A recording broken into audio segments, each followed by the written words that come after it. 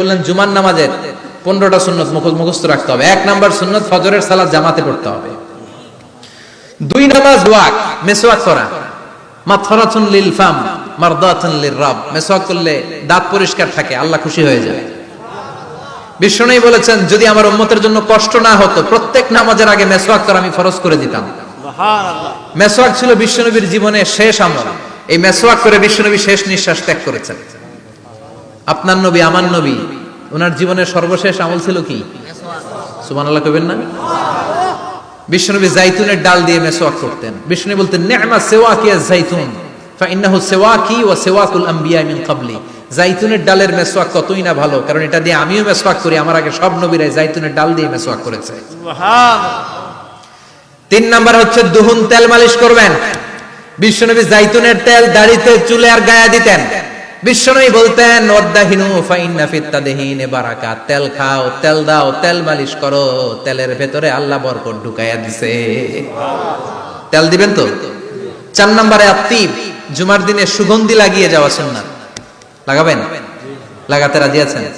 বিশ্বনবী বলতেন এই দুনিয়ার 3টা জিনিস আমার কাছে সবচাইতে প্রিয়। হুব্বিবা ইলাইয়া মিন দুনিয়াকুম সালাস। 1 হচ্ছে আন-নিসা, নারীদেরকে আমি পছন্দ করি। 2 হচ্ছে আত্তিব, সুগন্ধি লাগাতে আমি পছন্দ করি। বিশ্বনবীরে কেউ সুগন্ধি হাদিয়া দিয়েছে, বিশ্বনবী নেয় নাই, এরকম কোনো ঘটনা ঘটে নাই। আল্লাহু আকবার। 3 নম্বরে কুররাতু আইনি ফিস সালাহ। নামাজের মধ্যে যখন আমি দাঁড়িয়ে যাই আমার চক্ষুটারে ঠান্ডা করে দেয় কে? আবার বিশ্বনবী বলতেন আরবাউন মিন সুনানিল মুরসালিন। 4টা সুন্নাত সব নবীদের সুন্নাত। 1 নম্বরে আল হায়া মানে লজ্জা। আরেক বর্ণনা এসেছে আল খিতান মানে সুন্নাতে খাতনা, এটা সব নবীদের ছিল। আর সেওয়াক, সব নবীরা মিসওয়াক করেছেন। আত্তিব, সব নবীরা আতর লাগিয়েছেন। আর নিকাহ, সব নবীরা বিয়েও করেছেন। চিল্লায় পড়েন আল্লাহু আকবার। 5 নম্বর সুন্নাহ হলো আল লিবাস আহসানা সিয়াব, সুন্দর জামা পরা। নট নেসেসারি যে নতুন জামা হতে হবে, পুরাতন জামাও ধুয়ে আয়রন করে পরলে একটা সৌন্দর্য আছে না নাই? ইন্নাল্লাহা জামিল ওয়া ইউহিব্বুল জামাল। আল্লাহ নিজে সুন্দর, সৌন্দর্যকে আল্লাহ পছন্দ করেন। পৃথিবীতে সবচেয়ে সুন্দর কে? এরপরে বিশ্বনবী বলতেন জুমার দিনে সূরাতুল কাহাফ পড়বা। কাহাফ পড়া সুন্নাহ।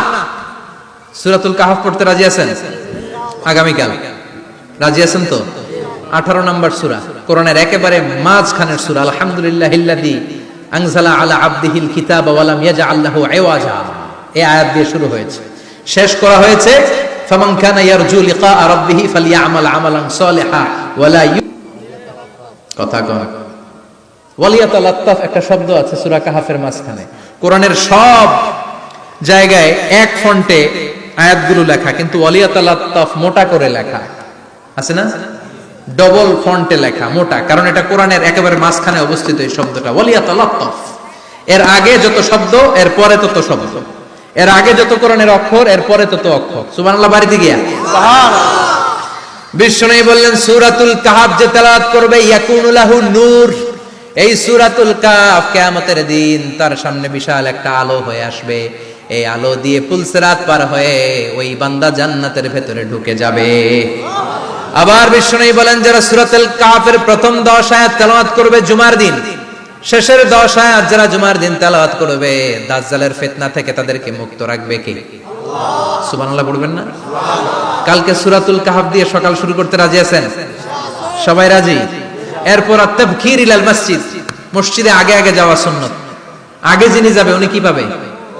তারপরে গরু, তারপরে বকরি, তারপরে মুরগি, মুরগির পরে ডিম না আন্ডা? আন্ডা। আল মাশিউ আলাল ইকদাম। বিশ্বনবী বললেন হেঁটে হেঁটে জুমার নামাজে যাওয়া সুন্নাহ। রিকশা, হুন্ডা, সাইকেল, সিএনজি দিয়ে গেলেও হবে, কিন্তু হেঁটে হেঁটে গেলে সওয়াব বেশি না কম? প্রতি কদমে কদমে আমলনামায় সওয়াব দিয়ে দিবে কে?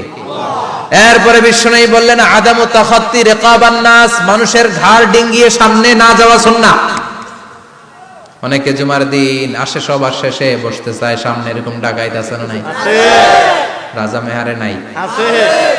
বিশ্বনবী জুমার খুতবা দিচ্ছেন, হঠাৎ এক সাহাবী সব সাহাবীর ঘাড় ডিঙ্গিয়ে ডিঙ্গিয়ে সামনে আসতেছে বুলেটের মতো। বিশ্বনবী বললেন থামো, এজলিস, বসো মিয়া।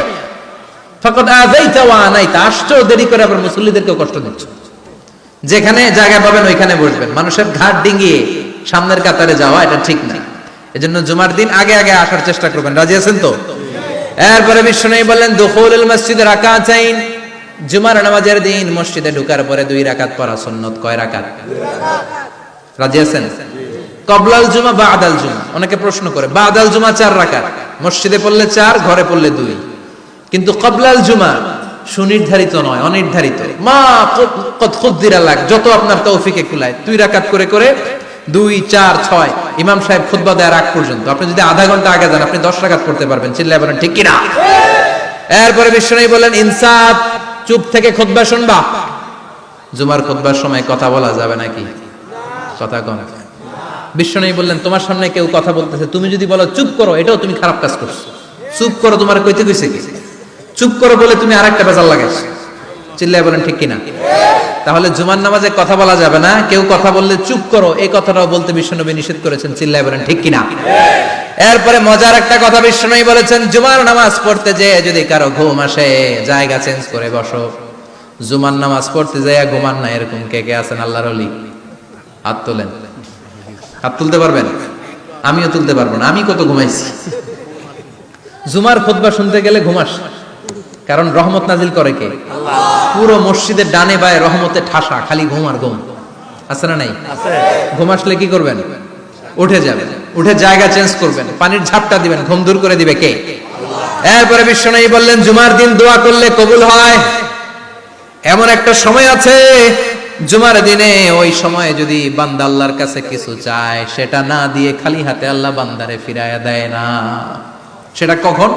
অনেক ইখতিলাফ আছে, বেশিরভাগ মুহাদ্দিসিন বলেছেন জুমার দিন আসরের নামাজের পর থেকে মাগরিবের আগ পর্যন্ত, বিশেষ করে মাগরিবের আগের আধা ঘন্টা, এই সময় আল্লাহর কাছে বান্দা যদি কিছু চায় এই দোয়া আল্লাহ ফিরিয়ে দেয় না।